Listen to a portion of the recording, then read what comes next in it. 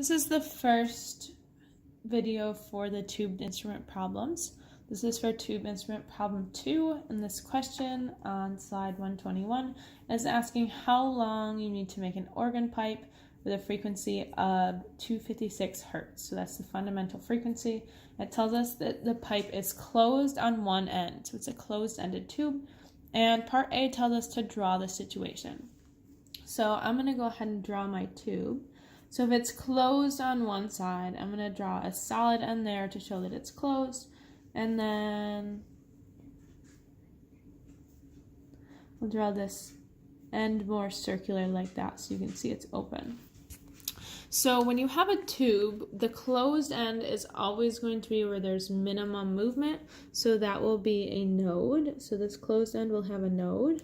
And the open end is always going to have an antinode. So if it's closed at one end, the smallest portion of a wavelength we can get has a node at one end and an antinode at the other. And so that ends up looking like this. And so that is a quarter of a wavelength. So we can say 1/4 of a wavelength fits in the length of the tube or the length of the pipe. And if we want to write that another way, we can say the wavelength is equal to 4 lengths of the tube or the pipe. So part B of this problem has us finding the pipe length. So for the pipe length, part B, it gave us the speed of air. And so like the stringed problems, we can use V equals lambda F. So the difference between the strings and the tubes or the pipes is that what we have vibrating here is the air. So our speed here, we're going to use the speed of the air, which was 340 meters per second.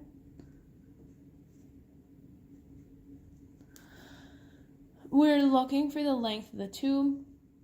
We know that the wavelength is equal to 4 lengths of the tube, so that's what I'm going to go ahead and plug in because we want to know the length of the tube. And then the frequency it's telling us is 256 hertz.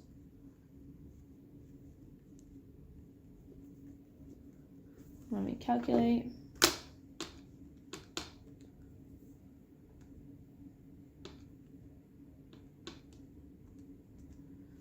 We get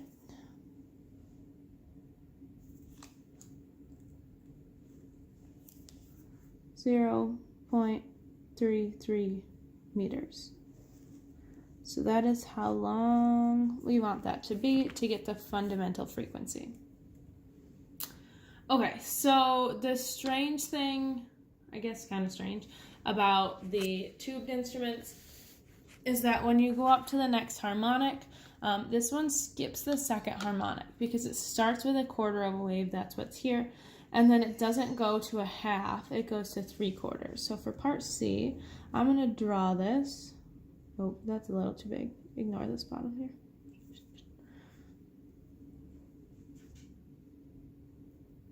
This pipe is still the same length.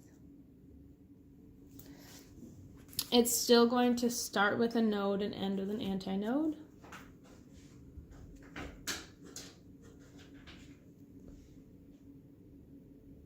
And so here what we can fit is 3/4 of a wave for the third harmonic. So 3/4 of a wavelength is equaling the length of the pipe.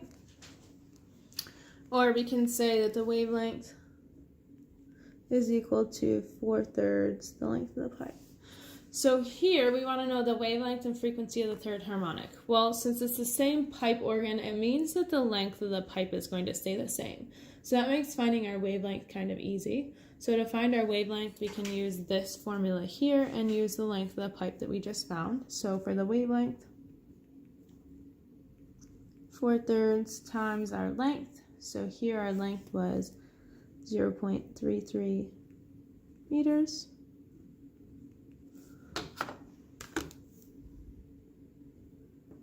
And when we do that, we should get 0.44 meters.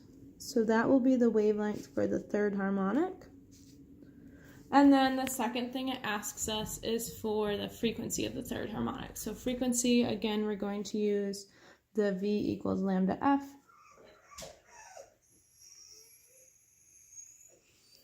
Our speed is the speed of the air. Wavelength is what we just found. And we're calculating frequency. When we plug all that in, we should get a frequency of 773 hertz.